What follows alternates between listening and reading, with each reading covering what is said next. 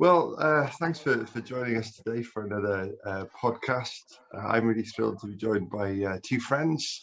Rafael, who's a pastor over in Castleton, here in South Wales, but originally from Brazil. He often gets mistook for a famous footballer, but I'm sure we'll talk about that joke as and when we get on to football in just a moment. And Hayley Young as well, who is waiting to move from South Wales, but we're still talking to her, that's fine, to take up a new role with the Northern Baptist Association. And also has been part of forming what they've called an anti-racist reflection action group. So great to have you here as well. And I guess one of the reasons for our conversation today is after the Euros 2020 final and a couple of missed penalties, and in the grand scheme of things, that's all it was. Just the level of reaction to that and the racist content in the reaction to that, I think has highlighted again what is a massive issue. And it's deeply, it's many things. It's deeply angering, but it's just deeply disappointing that something that brings together so many different nationalities and ethnicities has the power to do that, but can also highlight how divided we are, that tribal nature in us. And I think as a white person, I can often miss how things happening on that sort of national level can affect people personally and on a local level. I've been made aware recently of how triggering this is for people, that it brings back memories and emotions of racist comments or racist abuse or racist action.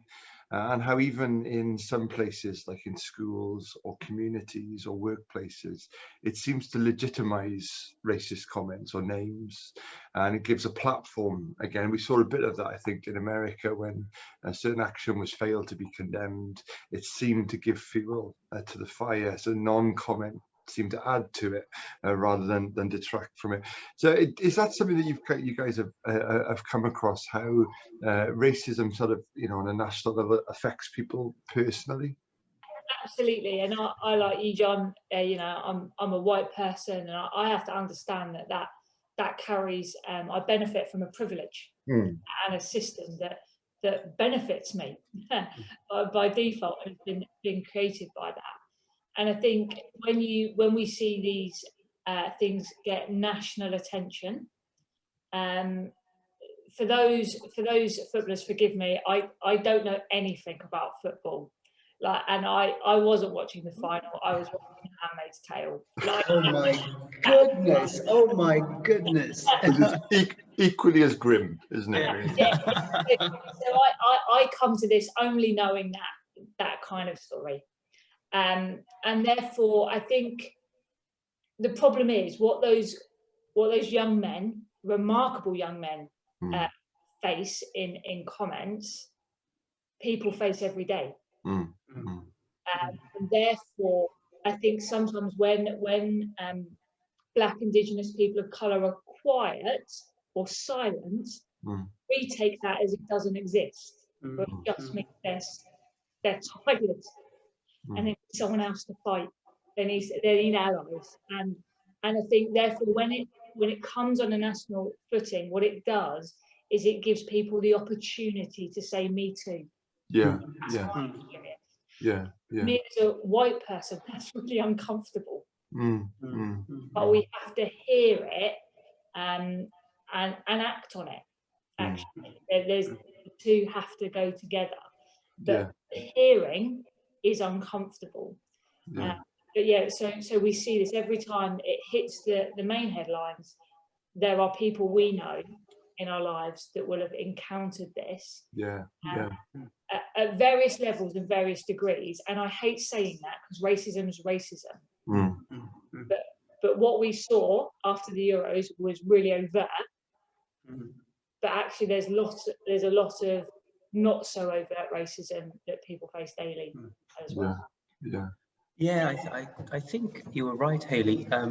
Now, I'm coming from a different background. I'm coming from a Brazilian background.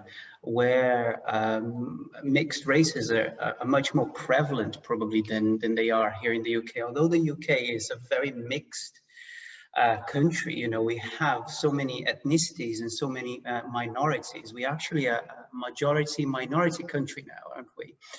So over 51% of the population are minorities, but we still have that sense that the vast majority of people are British, white, shall I say middle class, it's a really different aspect, I think, for me coming into Britain, because in Brazil, I never experienced racism, consider myself a white Brazilian, but coming from a family of a mixed race in a sense, because my stepdad is a black man, I've seen I've experienced him experiencing racism quite a lot, but I've never experienced racism until I moved to Britain.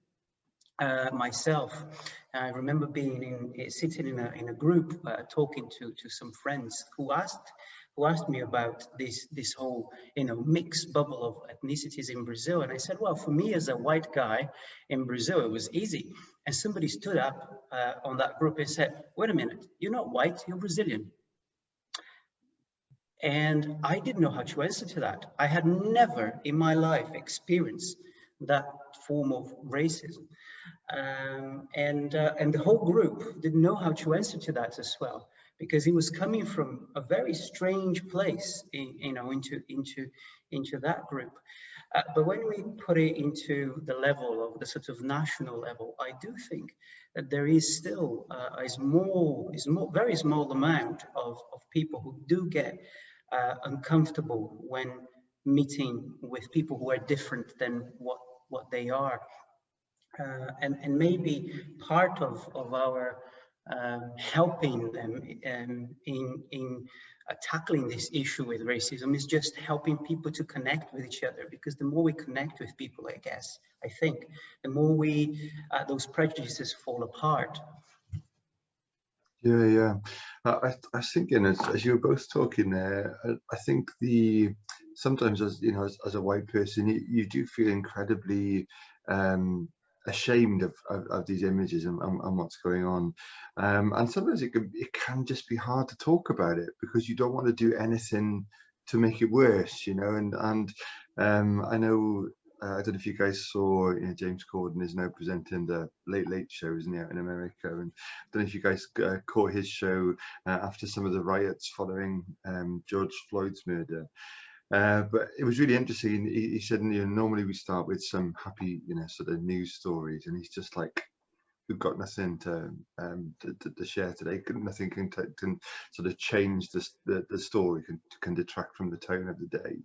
And he made some brilliant comments about how he'd heard a politician say that we should try to understand the anger, and he's like, we should feel the anger. And I think that's the disconnect, isn't it? Is that there is this rhetoric that's used about trying to understand it, but why don't we feel it? You know, and do we have to understand it all to feel it and to identify with it? I know when there was some protests up in London that Yinka was involved with. Chris Duffett did a great little vlog about travelling down for the day, and he took a photo of someone's banner that said, "I understand that I'll never fully understand, but I stand with you."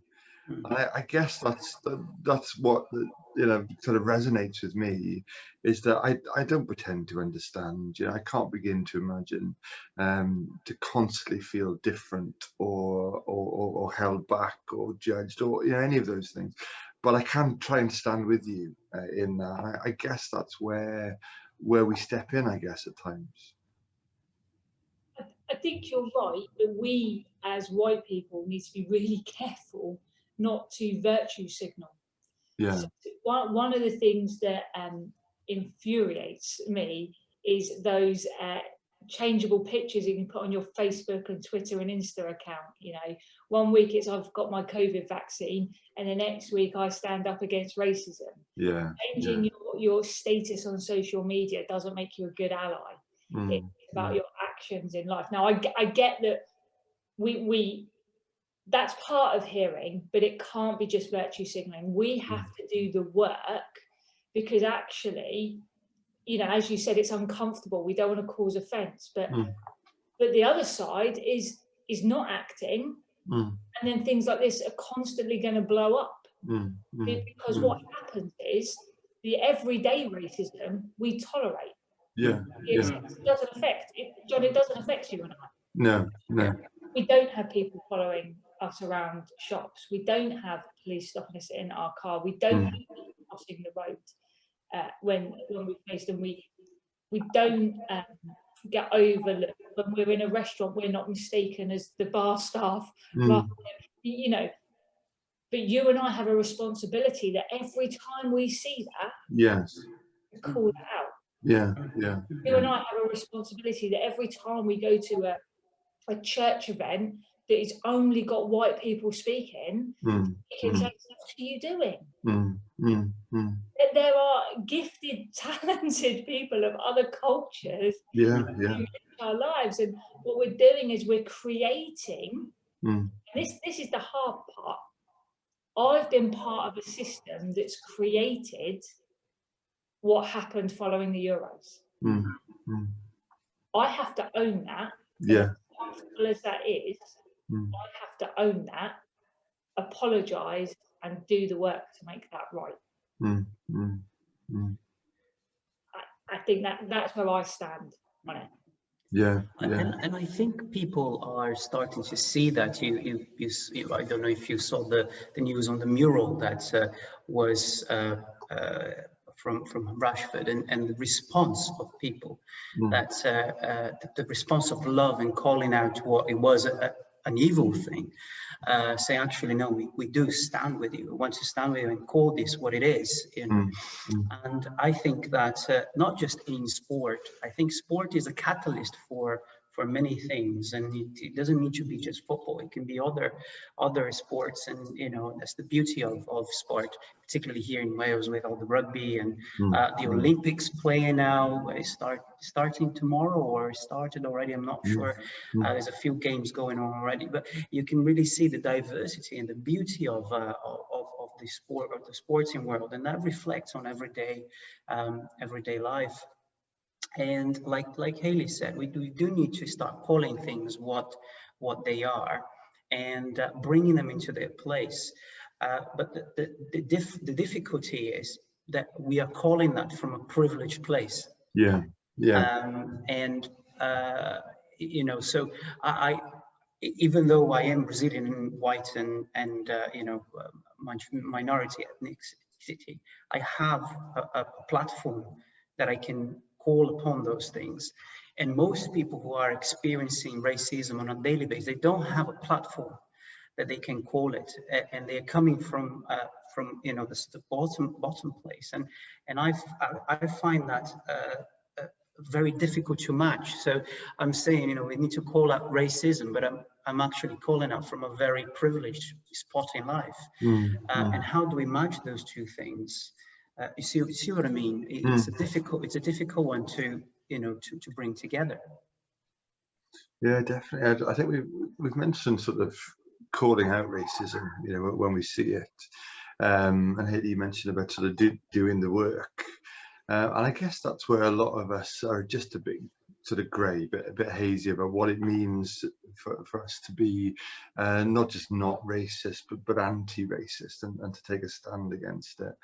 And I think it can feel really embedded. It can feel really ingrained, and you know, it'll go away from the news for a while, and then there'll be something like this, like you say, Hayley, will allow people to say, yeah, that happens to me. Yeah, that's an ongoing experience in my life. And I guess as Christians, one of the things I often think about is what do we bring to the conversation? You know, what do we bring to that ongoing story, that ongoing struggle? So what do you think is part of the work that we can do, sort of just in the everyday, to sort of defeat this thing?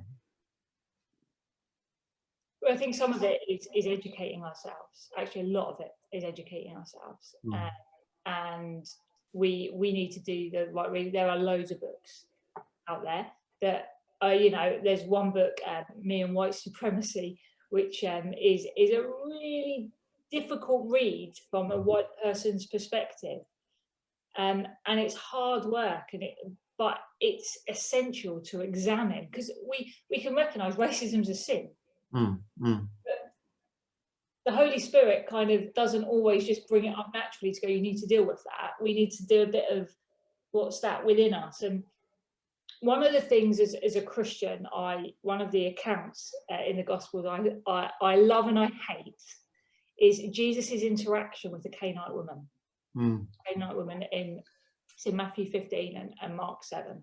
And in it, basically, Jesus refers to this woman as a dog. We're reminded all too much of Jesus' humanity over his divinity. This woman was on the outskirts.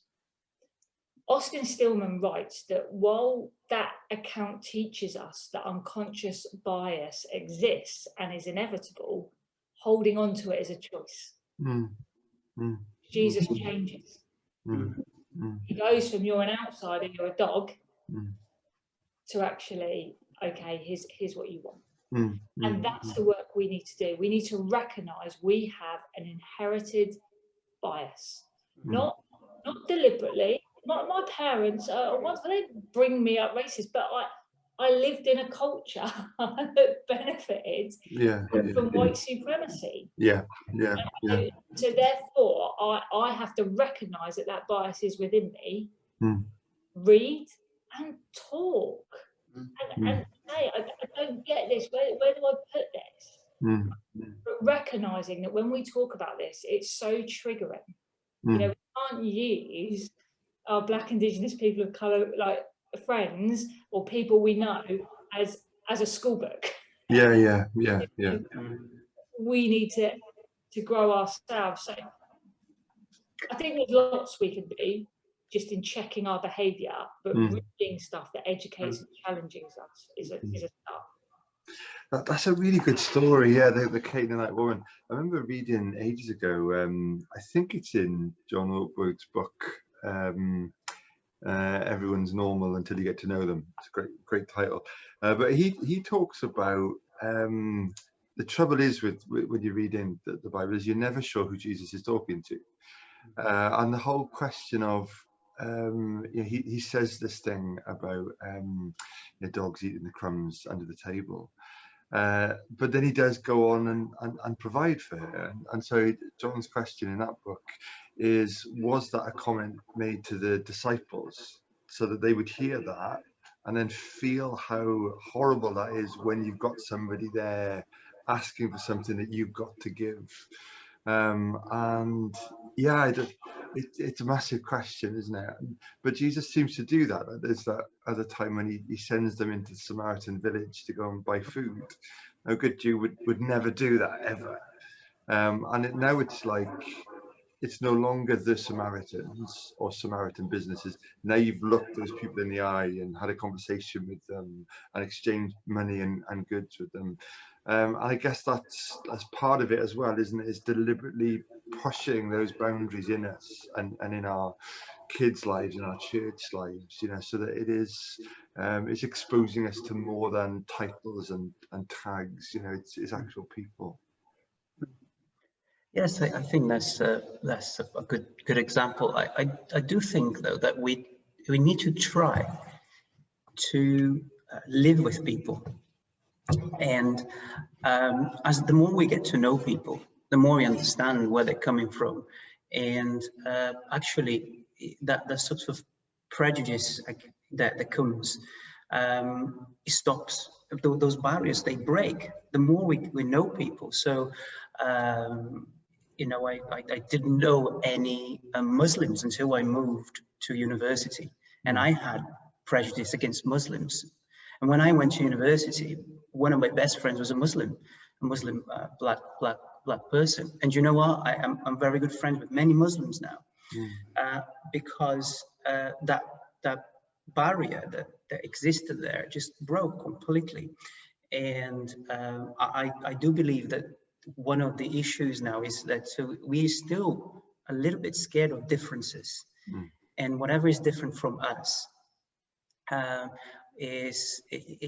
puts barriers against us. And skin color is still one of those things, even these days, which is a sad reality. It really is a sad reality. The pigment of your color just push you aside to different spots. And the more we live close together, the more we see people. And I understand different. The social mobility is difficult to get, but the more we live with people, the less prejudice there will be. And I think this is the core of the matter, because if you go to South London, for example, most people there will be white. If you go to Lewisham, most people there will be black. That's just how it happens, because this is where people live. I don't know how to tackle that question, but I do think that we need to have more connectivity somehow. It's I remember chatting to somebody ages ago who I would not describe as racist at all. And she was talking about somebody that had joined their church, and it was a black person, and they were just so concerned that this person felt welcomed and all the rest of it. And then she made a comment one day that kind of bugged me. She said, and now I think when most people talk to this person, they don't even think of him as black. And I thought there's something that has missed the point there, that it's not about thinking of somebody as black or treating them as if they're not black. That's part of the culture, isn't it? That's part of the system that we've got to somehow challenge. And I think you're right, Raf. I think part of it is this whole thing about just living together, walking together, until those labels, fall away. But there's a deep thing that needs to shift somehow, and it's doing the work that'll get that to shift. The onus probably falls to each of us.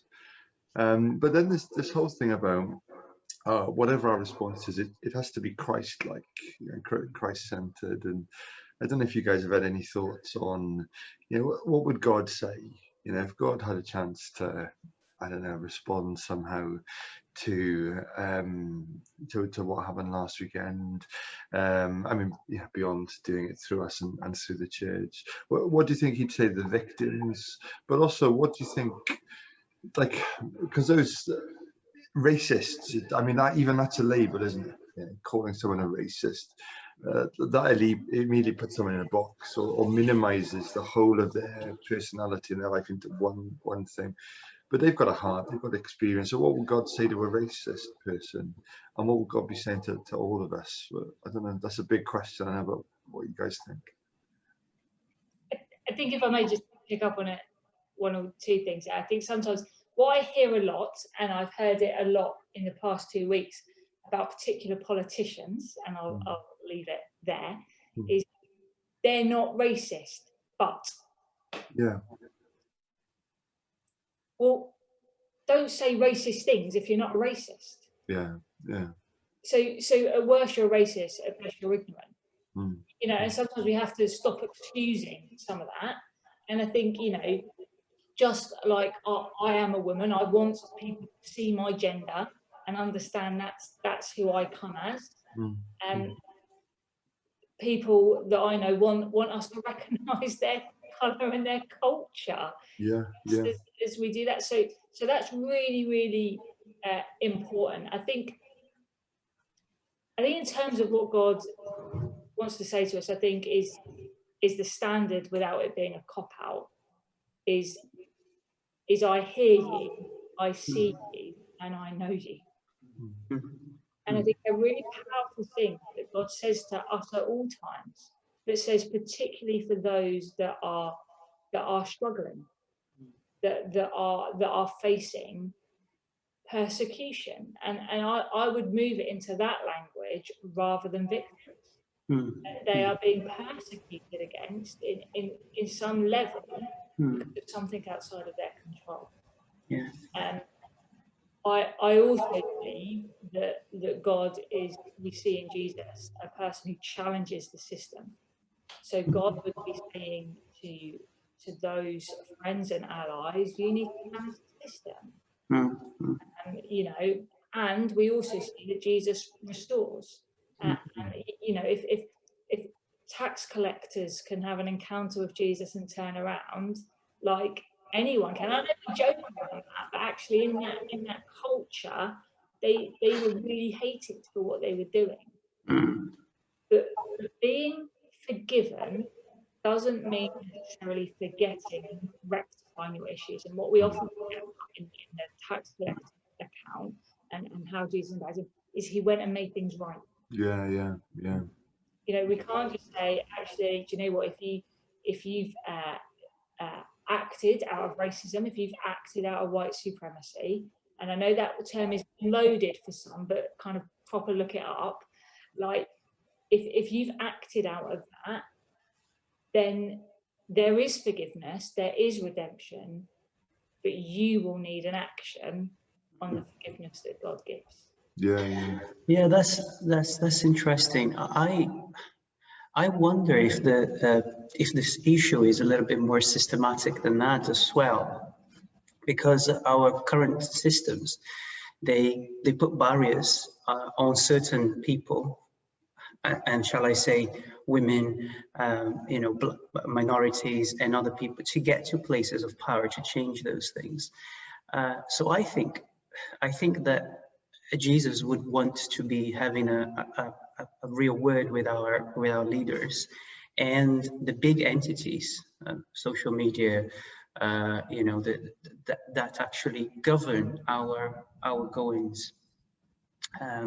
And maybe I'm just being a bit naive here, but I go back to that idea that Paul says that, you know, as a Christian, that there is no Greek or Jew, you know, and we've been doing this for so long as people. We've been saying, we are Greeks, we're great. Everybody else is a barbarian. Or we are Romans, we are great. Everybody else is, you know, oh, we are Jews. Everybody else are Gentiles. And, you know, and I think that we're still doing that. Even now, as Christians, we're still doing that. Oh, I'm white, I'm okay, unconsciously. And that's a systematic thing. That's a systematic problem that we need to address. Now, in Brazil, about 15 years ago, the government started quotas for Black minority people to be able to get into universities, federal universities. Now, you might think, well, this is a racist thing. Actually, yes, it is a racist thing, but it's a small way to start addressing the huge inequalities that there were in Brazil between white and Black people with access to good teaching. And at that point, it was only 3%. But that was a big number. I don't know if that has changed. I mean, I haven't been following that. But it was a huge step to say, actually, this 3% will go to Black minority people. And to go to university, to get your education, to get to good schools. And I think maybe it would be difficult to do something like this here, but actually we do need to analyze the system and think, is there anything in the system, within the system, that is stopping people from reaching their full potential and break down those barriers of racism? And then I think Jesus would want to address that as well. So at personal level, but also at the you know, at the government level and the mechanical level, that stops people from reaching their full potential, and then reaching that social mobility that I was talking about, maybe. Yeah, I wonder if some of it probably is down in black and white, and there probably is some things that we can challenge there. But then I think as well, I think Marvel have done a big push recently, haven't they, with all their superhero stuff, to try and address the lack of diversity. It's still, you know, it's still in some ways they've been accused of sort of just being tokenistic, haven't they? But at least at the moment it's a step towards it, because I guess it's a bit like if you never see anybody of your ethnicity or of your background in those positions and in those places, you don't aspire to it in the same way. It probably affects you at a deeper level than, you know, whether it's down in black and white that you can. If your experience is that you don't and that you can't, that's and it's harder to push through, I guess, but that's always there, isn't it? That's always real. Yeah, and I think it's what we see, and I think there's a conscious effort now that I'm seeing in media to have diversity in what they're offering. Now, it always strikes me when people oppose that. Now, they will oppose it with what seemingly legitimate reasons, but the reality is, why do we feel threatened when someone else is given a voice? What is it within us? Now, that's our human nature, but actually it comes down to that systematic kind of structures that we have that are built on only benefiting white people. So yes, on one hand, there's lots of people going, oh, Marvel, it's tokenistic there, but actually my black friends, their children now have Marvel characters that are like them. Like that's huge. Like who's moaning that that's a bad thing?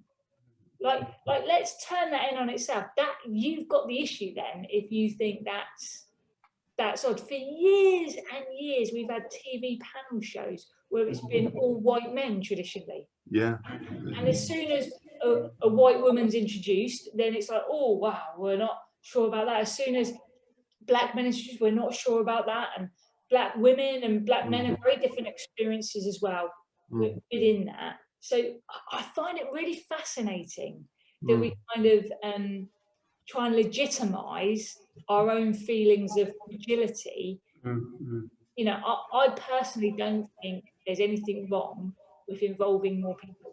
And actually God teaches that. And as Baptists, particularly in a Christian context, we should love that.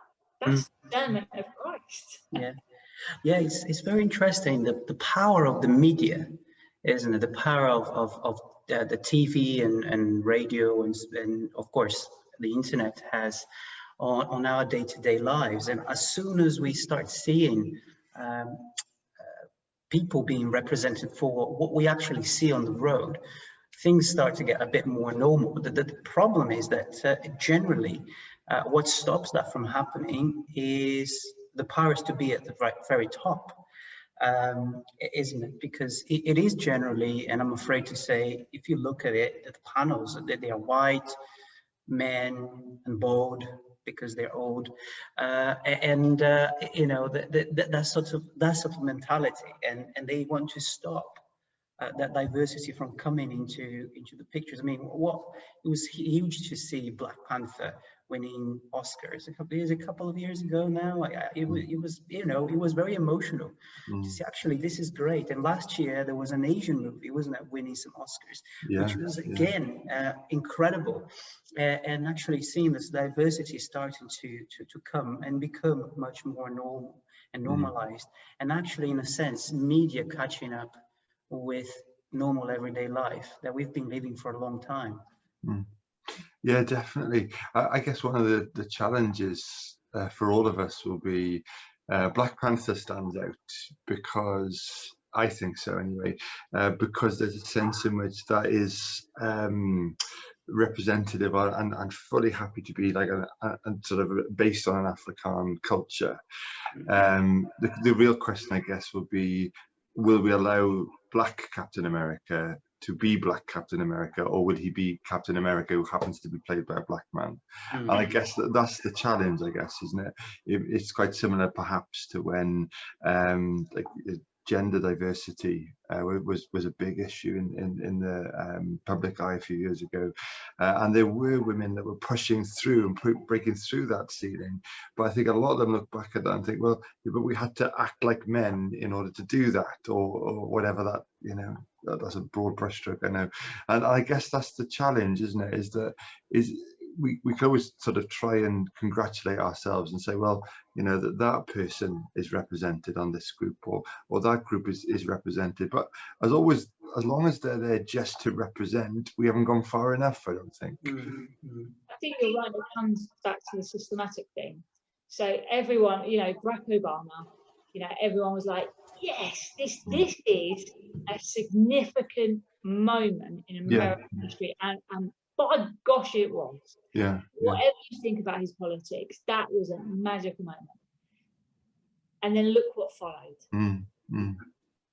Everyone went, America doesn't have a race problem anymore because they got a black president. But actually what it did, because the systems hadn't changed, and it became, okay, there's one. But it shouldn't just be a one-off. It's like, how do we make this the norm?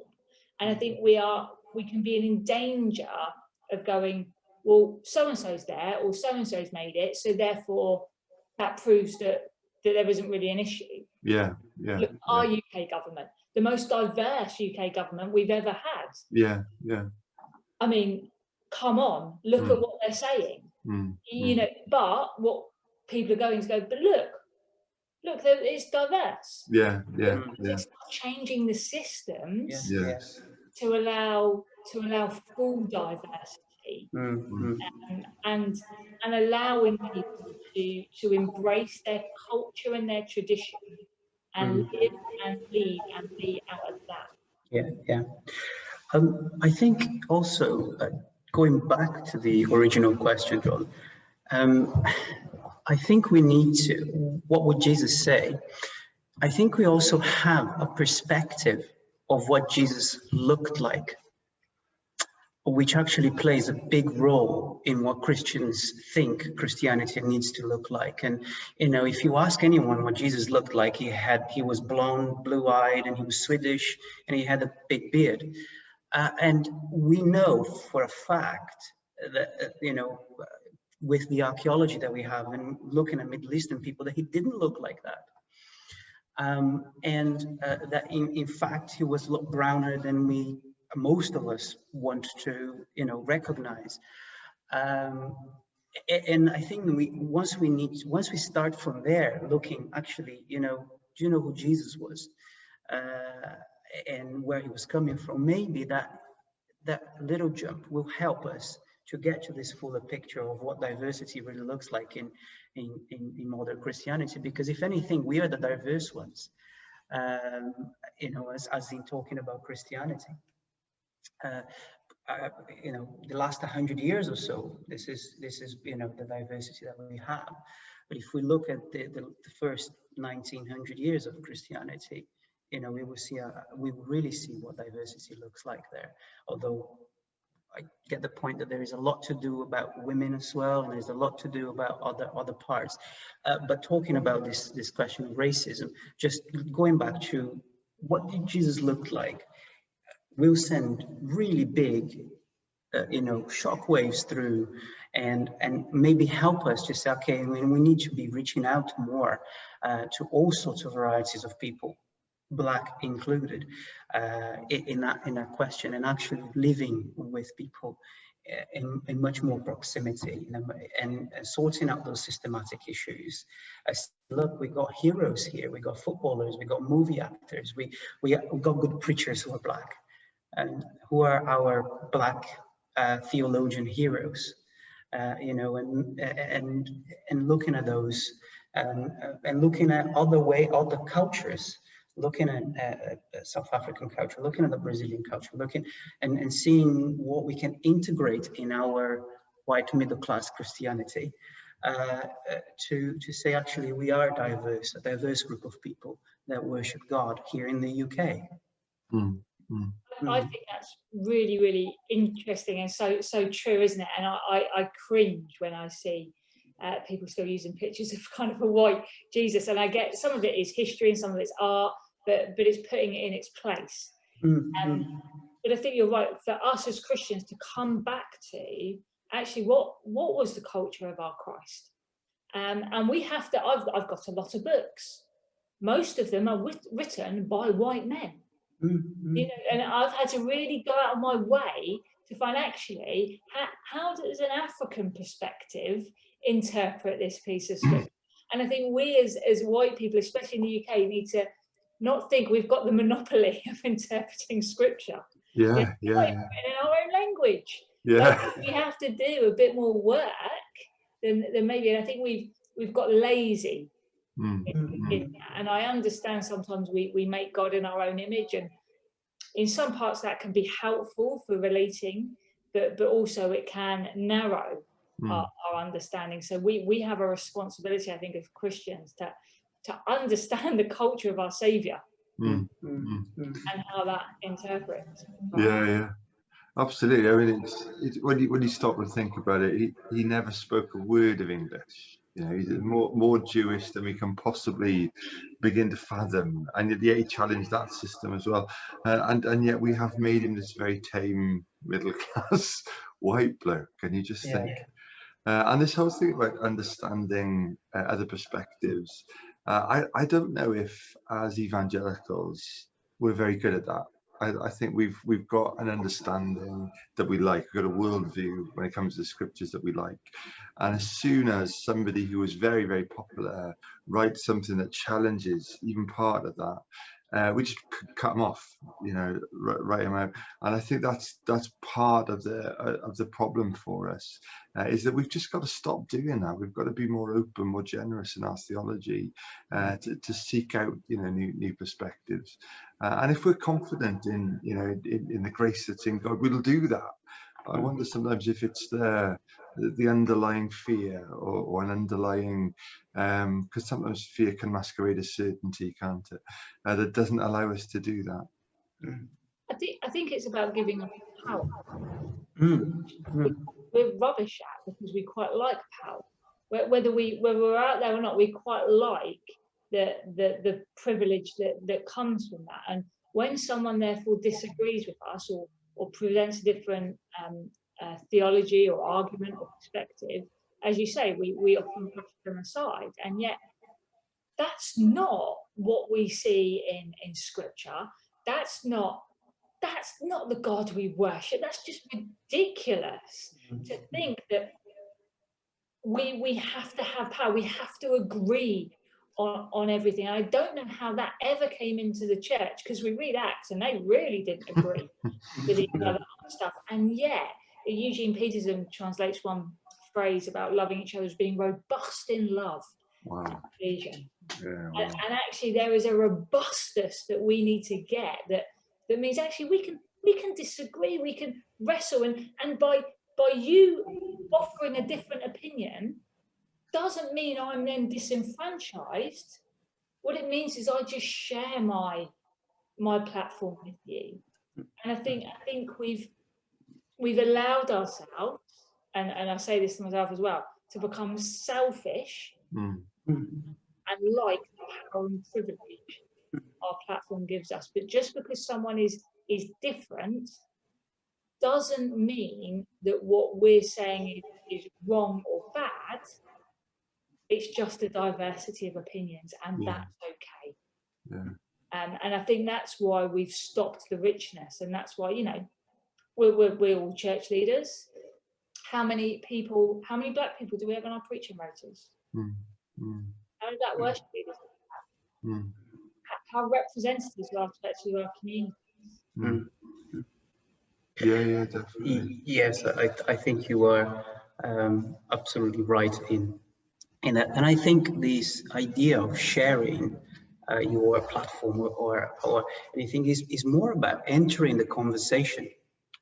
And as long as we start this conversation, I do really truly believe that more people will share of this conversation, because I still believe that people are good, you know, because God said they are good, and we have to, in one way or another, instigate those conversations into people's minds, and say, look, we are here, and we will be a multicolor, a variety of church. Maybe not your local church. Maybe your local church won't be a variety multicolored church, but the world's church, the Church of Christ, is a multicolored church. And as we enter this conversation, as we are impacted by each other, we all grow. And I think that is one of the issues that a lot of people think that by maybe adhering to a different strand of worship or a different strand of theology, they will lose and what they have and what they've held dear.